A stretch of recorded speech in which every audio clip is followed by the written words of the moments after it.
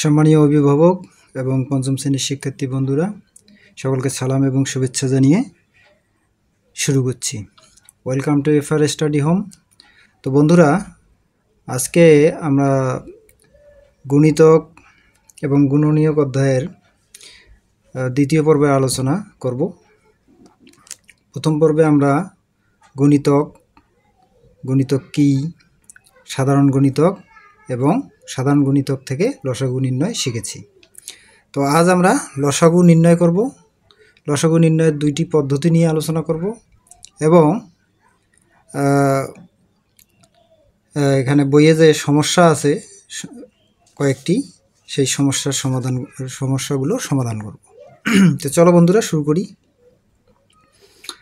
তো আজকে মূলত আমরা এই যে লসাগু নির্ণয়, এখানে দেখো 3 নম্বর আয়ত চিহ্নিত এখানে করব। তার আগে এখানে দেখো একটা প্রশ্ন আছে, সাধারণ গুণিতক ও লসাগুর মধ্যে সম্পর্ক কি।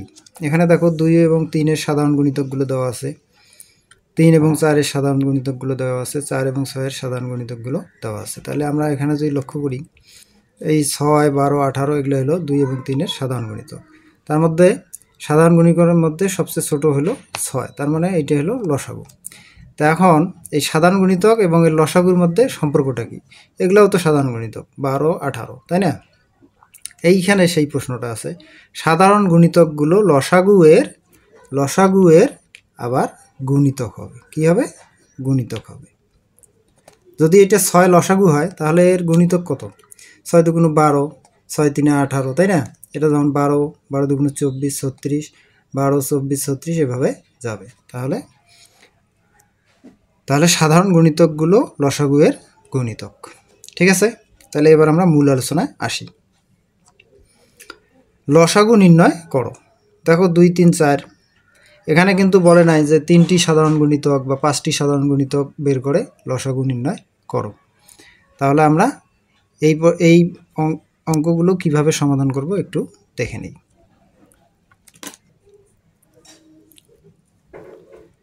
দেখো এখানে কি আছে, লসাগু নির্ণয় করো। লসাগু নির্ণয়ের জন্য আমরা কি করছি, 2 এর গুণিতক 2, 4, 6, 2কে ধারাবাহিকভাবে গুণ করলাম, 3 এর গুণিতক এভাবে বের করলাম, 4 এর গুণিতক বের করলাম, তাই না? তো গুণিতক তো 12-র পর আরও থাকতে পারে, তাই না? এটা আরও থাকতে পারে, এখানেও থাকতে পারে, এখানেও থাকতে পারে, কিন্তু আমাদের দেখো এই 12 গুণিতকটা সবখানে আছে, 2, 3 এবং 4 এর মধ্যে আছে। তাহলে 2, 3, 4 এর সাধারণ গুণিতক হলো 12। তাহলে অতএব লসাগু 2, 3, 4 এর লসাগু 12। আমি শুধু লসাগু লিখছি, তোমরা 2, 3 ও 4 এর লসাগু লিখতে পারো। তাহলে যদি কোনো উল্লেখ না থাকে যে 2টি বা 3টি সাধারণ গুণিতক, তাহলে সেক্ষেত্রে আমরা একটা সাধারণ গুণিতক বের করে লসাগুটা করে ফেলব। ঠিক আছে? এবার দেখো এখানে 2 নম্বর অঙ্কটা 3, 4 ও 5। তাহলে আমরা কি করব, এখানে 3 এর গুণিতক বের করলাম। এখানে অনেকবার গুণ করতে হয়েছে, তাই না? যদি গুণিতক পদ্ধতিতে করি তাহলে আমাদেরকে এভাবেই করতে হবে। দেখো এখানে 20 পর্যন্ত গুণ করা হয়েছে, 60। এখানে 4কে 15 বার গুণ করা হয়েছে, 60। 5কে 12 বার গুণ করা হয়েছে, 60। তাহলে আমরা একটা সাধারণ গুণিতক পেলাম। 3, 4 ও 5 এর সাধারণ গুণিতক কত? 60 পেলাম। অতএব লসাগু হবে 60। ঠিক আছে? আচ্ছা, 3 নম্বরের সমাধানটা আমরা দেখে নিই। এখানে লিখলাম 2, 4, 8, তাই না? 2 এর গুণিতক 2, 4, 8, 4 এর গুণিতক 4, 8, 12 লিখছি, 8, 8, 16, 24 লিখেছি, কিন্তু আমাদের সাধারণ গুণিতক কত? দেখো 8। তাহলে 2, 4, 8 এর সাধারণ গুণিতক 8, অতএব লসাগু 8। ঠিক আছে? এখন আমরা দেখব যে দ্বিতীয় পদ্ধতিটা, সেটা দেখব। দেখো সেটা কি, ইউক্লিডীয় বা ভাগ পদ্ধতি। এটা কিন্তু খুব সহজেই হয়ে যায়, তাই না? আমি দেখো 2, 3 এবং 4, তাহলে এখানে দেখো কমপক্ষে এখানে 3টে সংখ্যা আছে, কমপক্ষে 2টা সংখ্যাকে ভাগ যাবে এমন মৌলিক গুণিতক দিয়ে ভাগ করতে হবে। মৌলিক সংখ্যা আমরা জানি 2, 3, 5, 7, অর্থাৎ যেটার গুণনীয়ক 1 এবং ওই সংখ্যা ছাড়া আর কোনো গুণনীয়ক নেই। তাহলে এখানে 2টা জোড় সংখ্যা থাকলে নিয়ম আছে সুবিধা হলো যে আমরা 2 দিয়ে ভাগ শুরু করতে পারি। তাহলে 2 একে 2, 3কে ভাগ যাচ্ছে না, 3 ওভাবেই নামবে, যেটাকে ভাগ যাবে না সেটা নামবে। আবার 2 দুগুণে 4, তাই না? তাহলে এখান থেকে আর দেখো আমরা সব 1 3 2 প্রত্যেকটা আলাদা আলাদা, এখানে মানে এমন কোনো সংখ্যা নাই যে সংখ্যা দিয়ে দুইটা সংখ্যাকে ভাগ যাবে, তার মানে আমাদের আর ভাগ যাচ্ছে না। তাহলে অতএব আমরা ডাইরেক্ট কি লিখব? অতএব 2 3 ও 4 এর লসাগু। লসাগু কি করব? এই যে দেখো 2 গুণ 3 গুণ 2, এখানে যে সংখ্যাগুলো আছে এগুলো আমরা কি করলাম? গুণ করলাম। 1কে গুণ করলাম না, 1 গুণ করলে সংখ্যার মানের কোনো পরিবর্তন হয় না। তাহলে 3 দুগুণ 6, 6 দুগুণ 12। এটা দেখো আমরা ওখানে কতবার গুণ করেছি, এটা একদম সহজে হয়ে গেল। ঠিক এখানে দেখো 2 নম্বর অঙ্কটা 3 4 5, এখানে দেখো শুধু 3 দিয়ে 3কে ভাগ করা যাচ্ছে, কিন্তু আর ভাগ করা যাচ্ছে না। আবার 2 দিয়ে 4কে ভাগ করা যায়, কিন্তু 3 বা 5কে ভাগ করা যাচ্ছে না। কিন্তু আমাদের নিয়ম হলো কমপক্ষে 2টা সংখ্যাকে ভাগ করতে হবে। এক্ষেত্রে আমরা কি করব? এখানে লিখব 3 4 ও 5 এর মৌলিক সাধারণ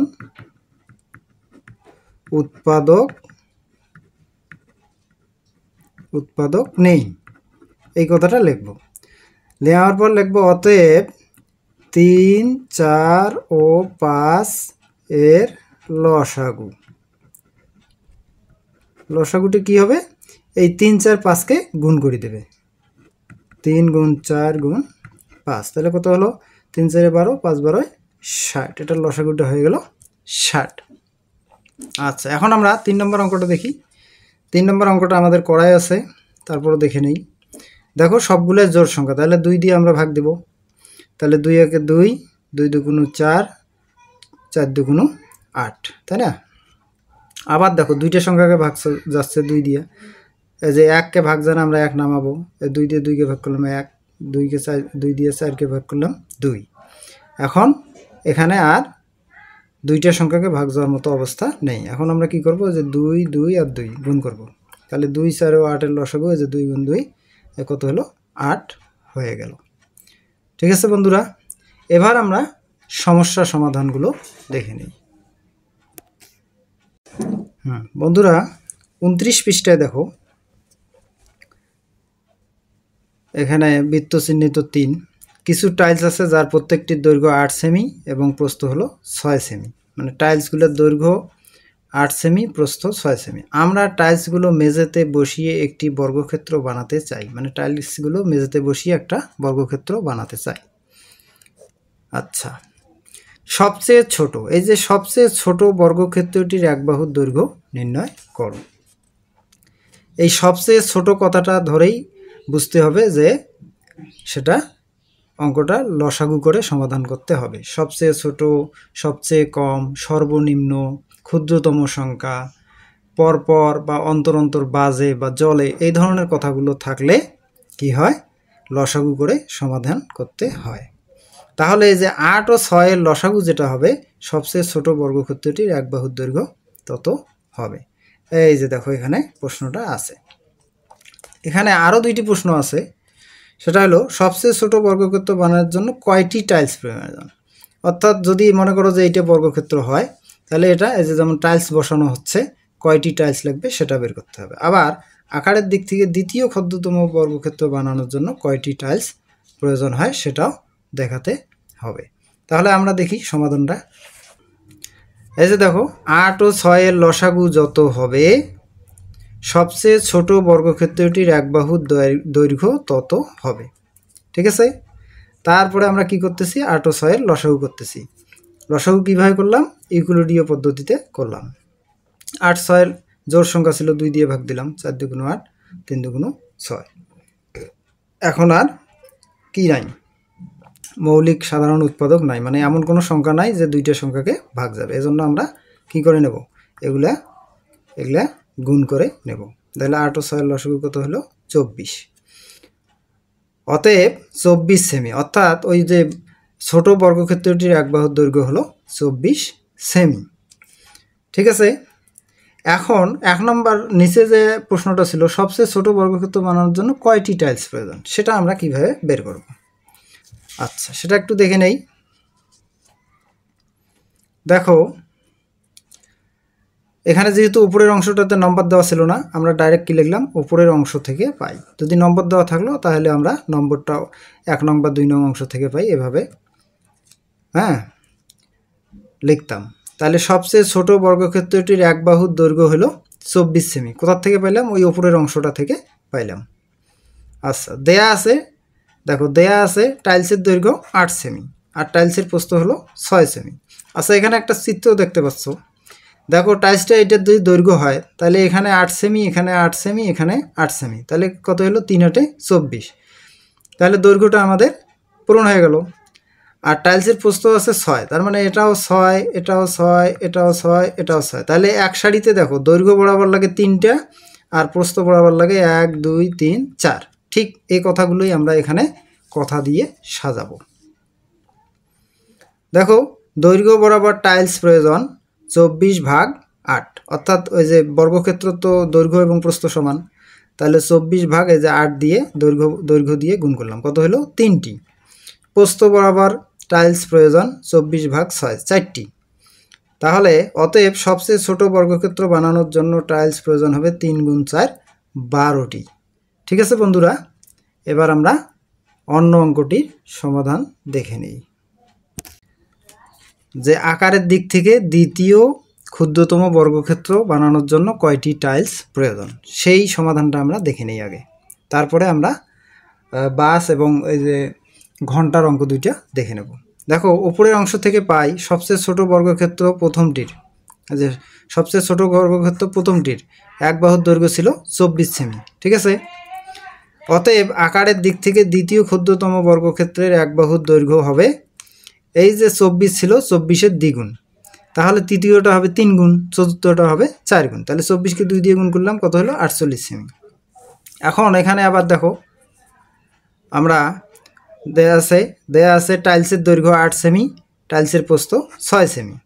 তাহলে দৈর্ঘ্য বরাবর টাইলস প্রয়োজন, এখন আমরা পাইলাম কত, দৈর্ঘ্যটা হলো 48, তাহলে 48কে যে টাইলসের দৈর্ঘ্য দিয়ে ভাগ করি, কত হলো 6টি। প্রস্থ বরাবর টাইলস প্রয়োজন 48/6 সমান 8টি।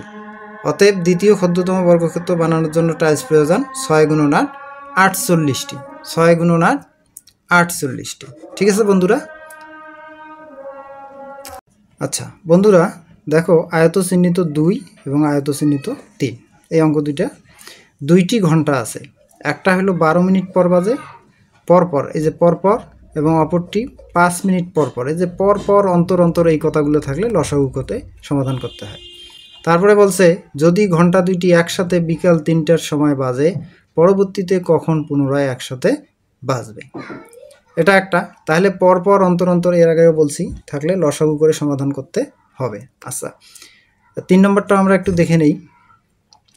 একটি বাস স্টেশন থেকে ক কোম্পানির বাস 15 মিনিট পর এবং খ কোম্পানির বাস 25 মিনিট পর পর ছাড়ে।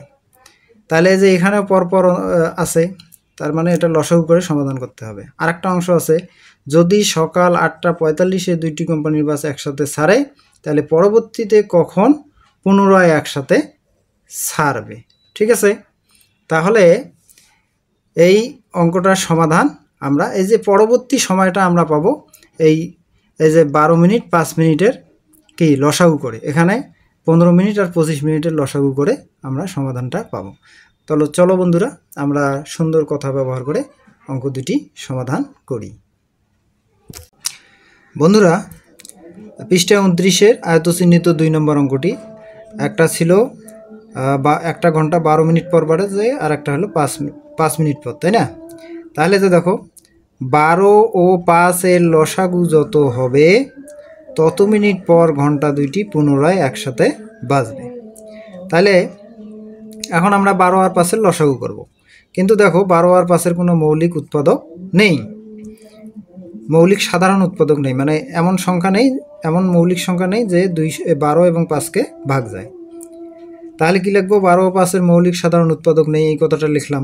লেখার পর লিখলাম অতএব 12 ও 5-এর লসাগু হবে 12 গুণন 5 60। ঠিক আছে। আচ্ছা, তাহলে কি হলো,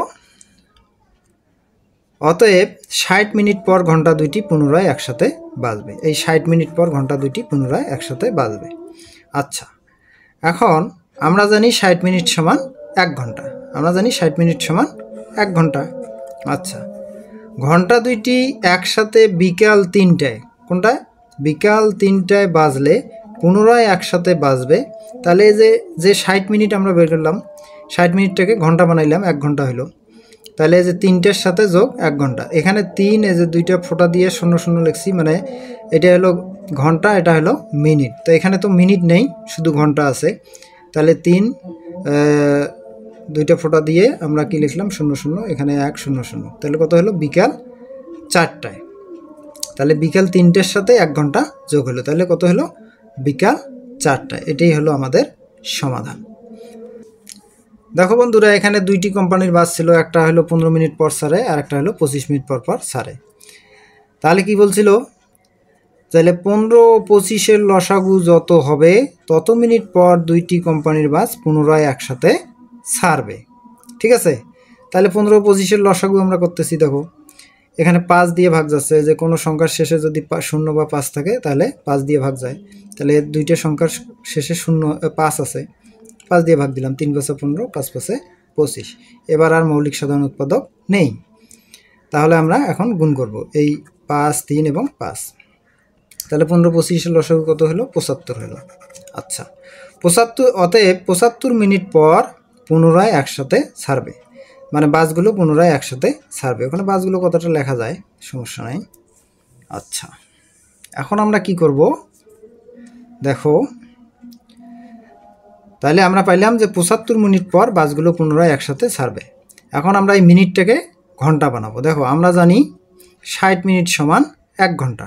তাহলে 75 মিনিট সমান কত হবে, 60 মিনিটে 1 ঘন্টা আর 15 মিনিট থাকবে, তাহলে 1 ঘন্টা 15 মিনিট। কিন্তু আমরা এই যে 2টা ফোঁটা দিয়ে 1, 2টা ফোঁটা দিয়ে 15 লিখবো, কিন্তু এখানে লাগবো ঘন্টা। এটা লিখলেই বোঝা যাবে যে এইটা ঘন্টা আর এটা হলো মিনিট। ঠিক আছে। তাহলে এখানে দেখো, যদি সকাল 8টা 45-এ 2টি কোম্পানির বাস একসাথে ছাড়ে, পরবর্তীতে